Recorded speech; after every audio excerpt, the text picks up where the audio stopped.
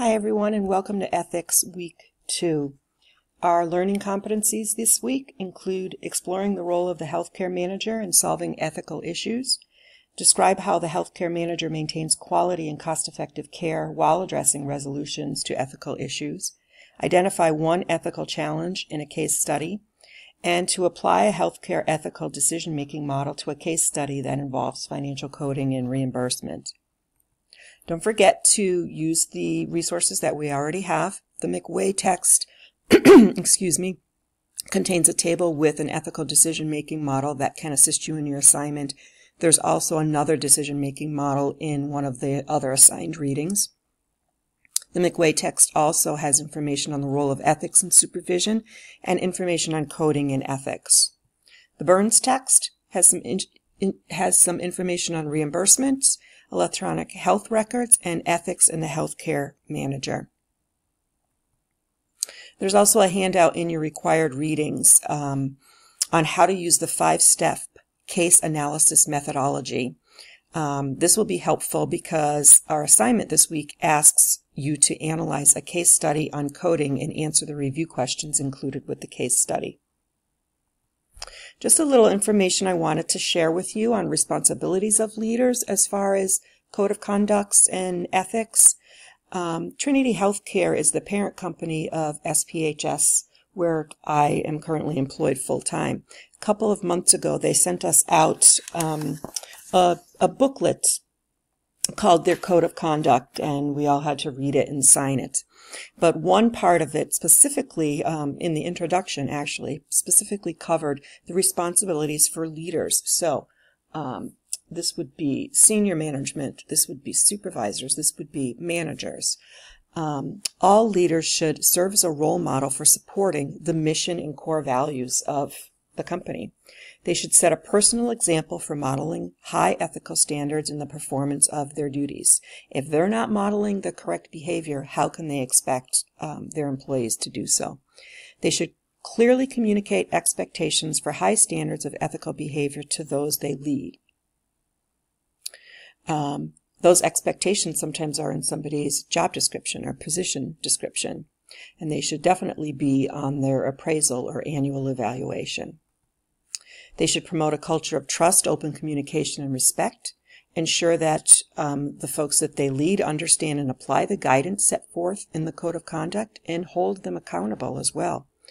Encourage those they lead to ask questions and raise issues and concerns, and respond timely and appropriately when matters are brought to their attention.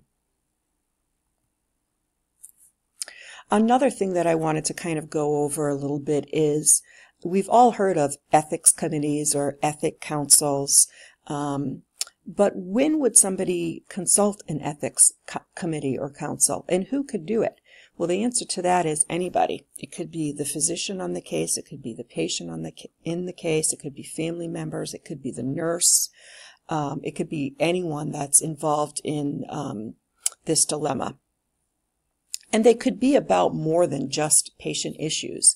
A nurse could consult an ethics committee or an ethics council if she had a question about even something that she thought was unfair in reimbursement, like the coding dilemma that we're going to talk about this week. So some reasons why patients would ask for an ethics council would be that their decision-making capacity was being questioned or challenged. So maybe the family is asking the council to get involved in this because they don't know whether the patient is competent. Maybe it's the physician that's looking for some sort of a competency assessment. It could be from dementia. It could be from temporary delirium. It could be from pain medications. But for some reason, they're questioning their decision-making capacity. Another reason would be that a patient is not receiving adequate information for informed consent. So informed is the key in this instance. Informed consent. It's not merely a matter of a physician giving you a consent form and having you sign it. You should hear from the physician what the benefits, risks, side side effects, consequences, costs, and any reasonable and morally legitimate alternatives, including no treatment at all. So the consent, informed consent, informed is your important word. It could be that a patient was being misled or deceived about treatment alternatives, the risks, the foreseen suffering, probable functional outcome, or a patient being pressured by others into making a decision. Unfortunately, sometimes patients are pressured by family members who aren't quite ready to lose the patient, might be pressuring them to make a decision, a more life-saving decision than the patient really wants to make. Some other issues, patient's choice is being disregarded or overridden.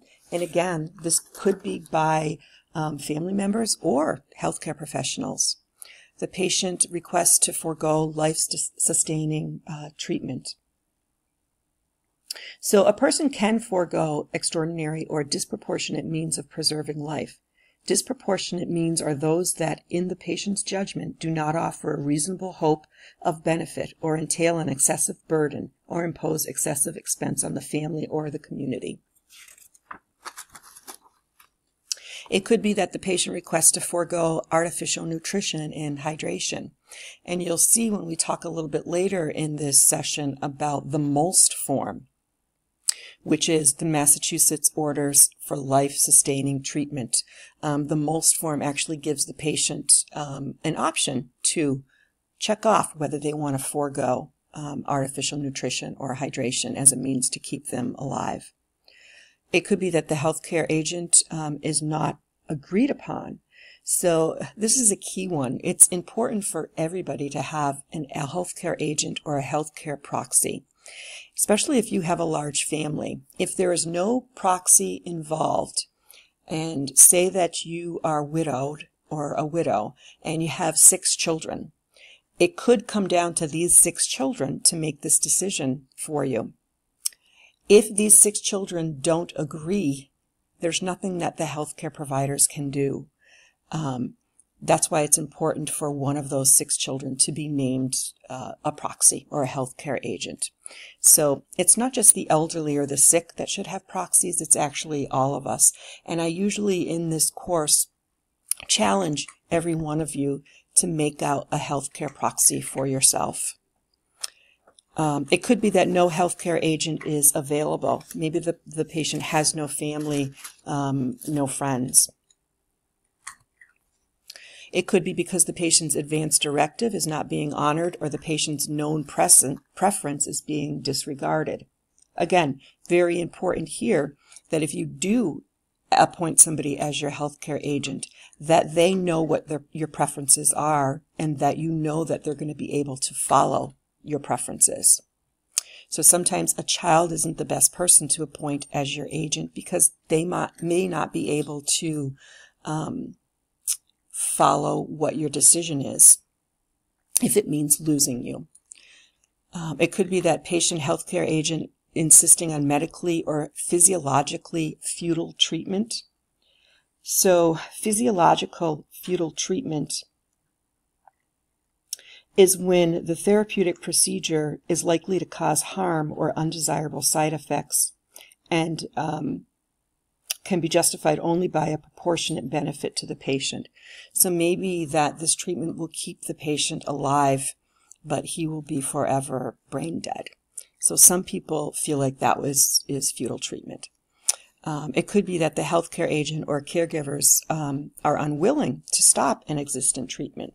So again, another thing, we've heard these kind of things in the news a lot about people, family members who are unwilling to take somebody off a ventilator or take somebody off artificial nutrition. It could be that a healthcare agent or healthcare providers are insisting that treatment be continued after the patient has been pronounced dead, in accordance with neurological criteria. So again, like we just said, once the patient has been pronounced dead, medicines, machines, and treatments ought to be discontinued as soon as possible, with the option of giving loved ones a responsible opportunity to say goodbye. And it could be an emergent consent when family is not available. So these are some of the reasons, just some of them, why an ethics consult would be called in a hospital situation. They would try to get these ethics committee members together as soon as possible, especially when it's an emergent situation. And there is a meeting and they come to some sort of a decision. Sometimes the decision is that they have to get lawyers or judges involved. So that's it for this week. I leave you with the quote, ethics must begin at the top of an organization. It's a leadership issue and the chief executive must set the example. So I will see all of you online.